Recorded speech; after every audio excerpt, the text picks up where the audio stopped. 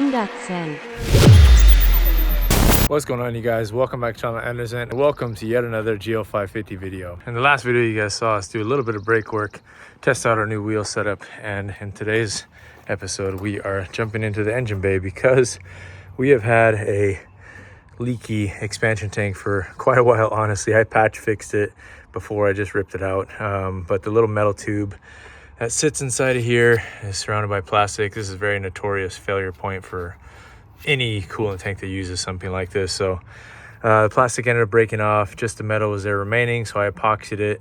It did the job. It was still leaking, as you can see, a tiny bit over the last few months, and I've just been, I don't know, for some reason avoiding doing this, even though it's super easy. So I'm gonna just get it out of the way now that the weather's nice and I don't mind being out here for type of work. So let's get it done. Looks like a maybe 13 millimeter bolt. Got a connector there for a level sensor, little auxiliary solenoid or something for I don't know what, to be honest. And then we have a couple clamps down here on the bigger hoses that connect to this. So I'm gonna try to siphon out what I can from here, this reservoir, and then I do have a fresh jug of coolant as well.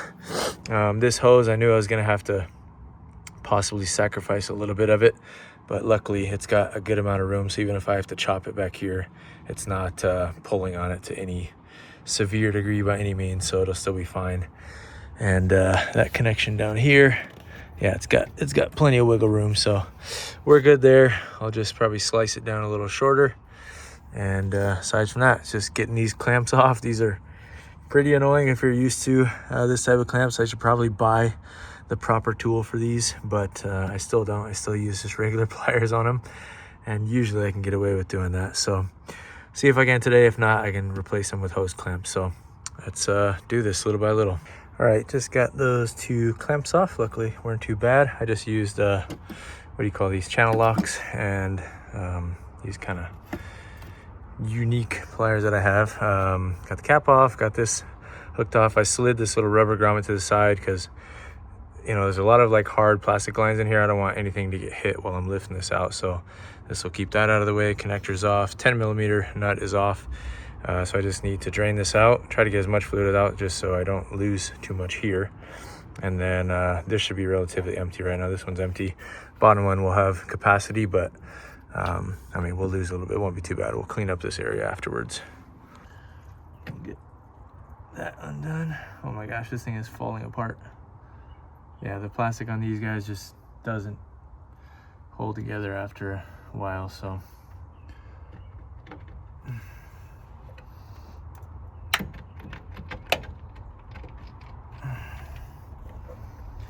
These grommets can get pretty stuck. Try not to punch myself.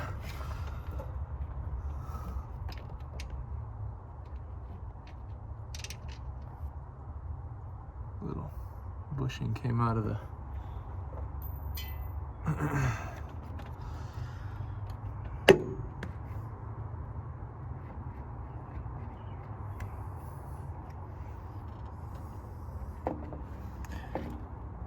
okay, I feel like the bushing just snapped.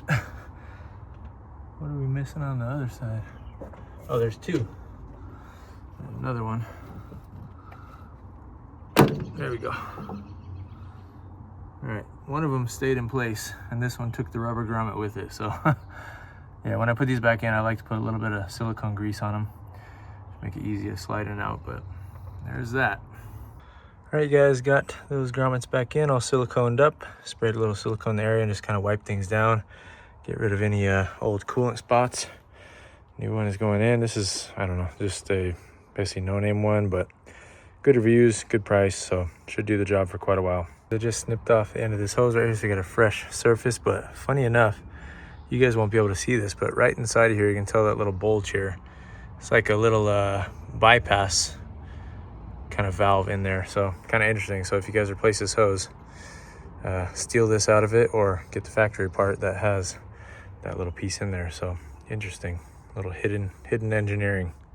Yeah, rest of the tank is in here. Just slid the hose on, just got to get the clamps back on, put our nut back on, and fill it up with fluid. And probably don't even need to bleed this, to be honest. Didn't really lose much, so just fill it right back up to where it was. Take the cap off for a little bit, let it run. Should be good to go. Coolant filled up, bottom clamps went on okay. I did replace this one just because I was worried about it not having enough tension anymore. Gotta put the nut back on, just fill it up with coolant. Go ahead and fire it up. All right guys, here we are. Crank it up, turn the heat up.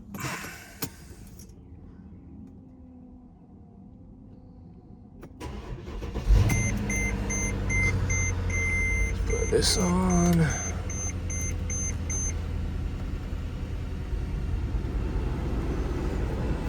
All right.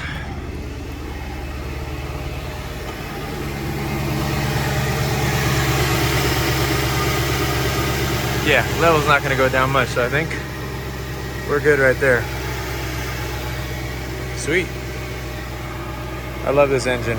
M273, I gotta swap this into something cool. I mean, this thing's cool, but swap it into like a 201 or 124. That would be epic.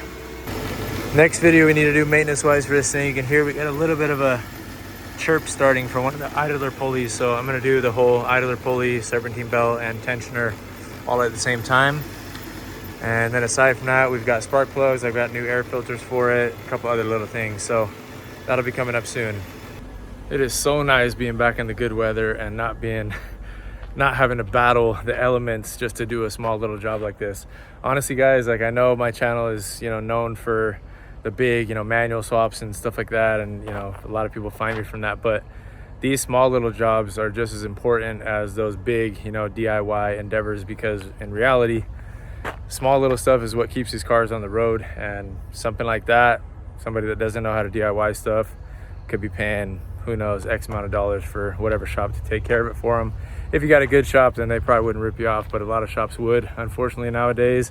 So something anyone can do, like literally a few tools, 10 millimeter, couple sets of pliers, screwdriver maybe, that's about it. So that thing now fixed, don't have to worry about it anymore, and we'll move on to the other little stuff, as well as all the little things going on with the rest of the fleet. So hope you guys enjoyed, hope that was helpful. Hope you guys were surprised by 2 back-to-back GL550 videos, but it's been great. Like I said in the last one, it's an amazing rig. Definitely go check these out if you guys are looking for a bigger family hauler or just a capable, comfortable car for anybody, especially tall people like me. I like this thing a lot. So yeah, that's it. Thank you guys for watching. See you on the next one. Peace. 安楽線